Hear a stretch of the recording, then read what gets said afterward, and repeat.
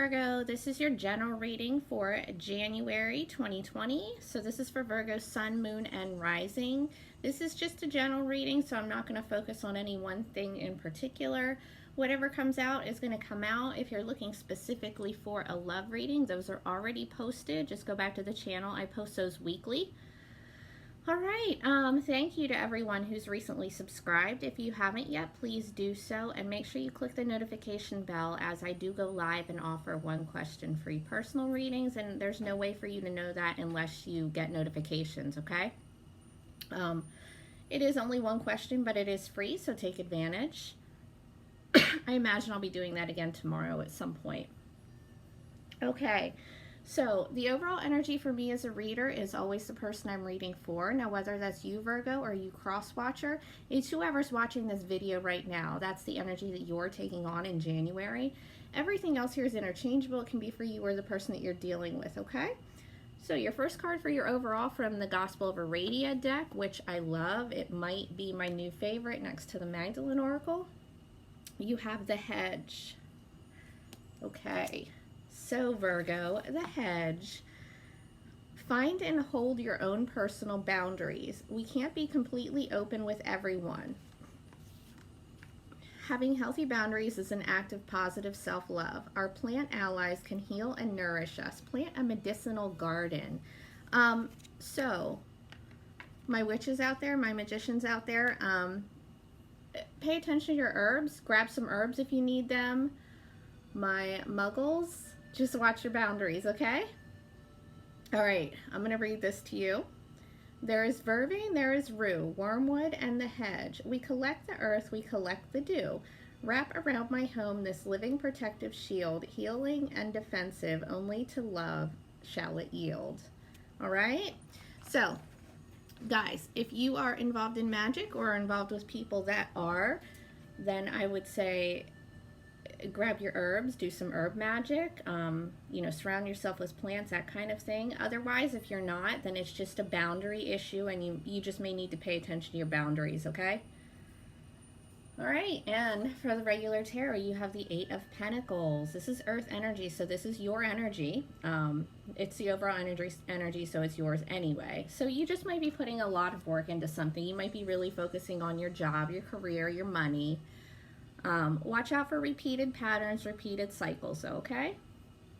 Your recent past, you have the Nine of Wands, and again, this is all about boundaries. So this is like my Wounded Warrior card. Like, you're still fighting, you're still standing your ground, but you're really ready to give up like any minute on whatever this is for you. Something's really hard for you and you're really having to fight for it.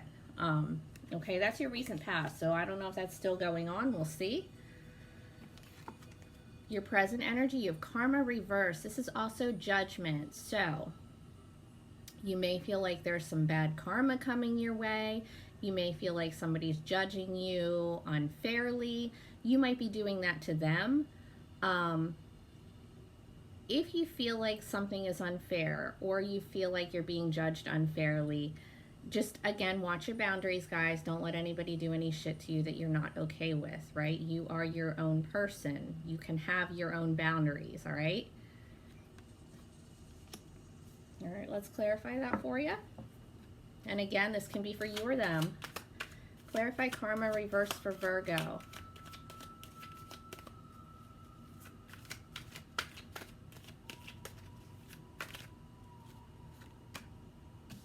The Knight of Cups reverse, water energy, Cancer, Scorpio, Pisces. Okay, if you were hoping for a reconciliation with someone, not happening, I'm sorry. And it might be that you have someone in your life, this is kind of going to turn into a love reading for a minute, take it for what it is. If you have someone in your life that seems to be offering you some type of love, it might not be genuine. Actually, I'm going to say it's not genuine. I'm going to go that far and say it's not genuine, okay? So just watch out for that. Be mindful of it. This could also be somebody who's super emotionally immature in your life. But it looks like if that's the case for you, it's just a karmic situation that you just have to learn your lessons and move on from. All right? Now, before we go any further, I'm going to clarify this Eight of Pentacles in your overall. Clarify the Eight of Pentacles for Virgo. Ooh, way too many, guys.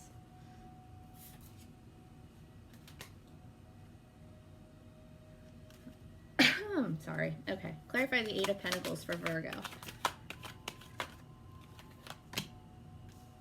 The Eight of Pentacles reversed. So you guys are really, really confused, really back and forth. Man, what's going on with you guys? You have the Eight of Pentacles upright and the Eight of Pentacles reversed as your actual energy. So you guys are like back and fucking forth, like bipolar as shit. And I don't mean that like you have to have an actual bipolar disorder, whatever. I don't mean that. I just mean that you yourself are like confused as shit. Do I want to put the work in? Do I not want to put the work in? You know, again, it's probably because you just aren't setting boundaries, so it's hard for you to figure shit out. It really is. If you don't have healthy boundaries, and everybody and their own shit is constantly coming towards you, and it's impossible for you to possibly figure out like yourself and what it is that you want in your life when you have everybody in your ear all day. All right? Okay. Your future, you have the Two of Swords reversed. Air energy, Gemini, Libra, Aquarius. So you have to, there's a decision coming up for you. Make sure when you make this decision that you don't have blinders on, right? Make sure you're seeing the situation clearly, and I think that you are, with it being reversed. I think that you do make the decision. I do think that you come out of this confusion, come out of your head. Let's see what it's about. Clarify the Two of Swords for Virgo in the future.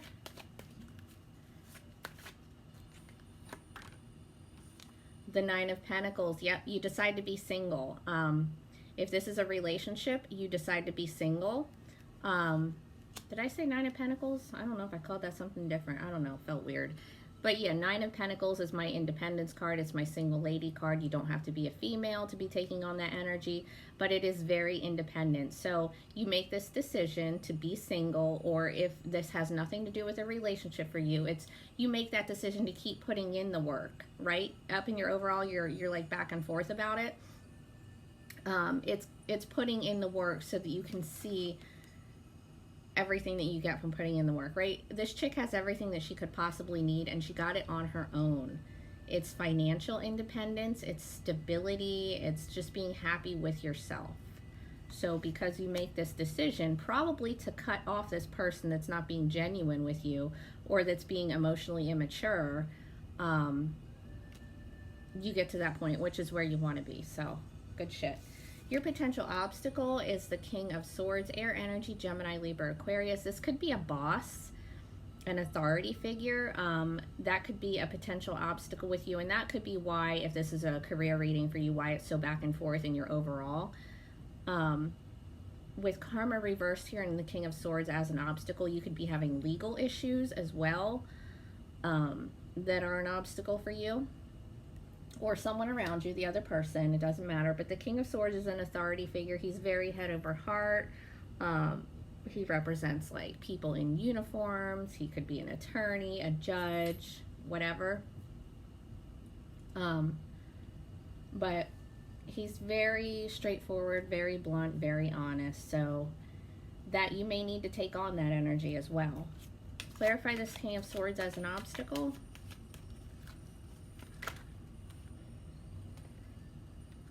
The Five of Swords.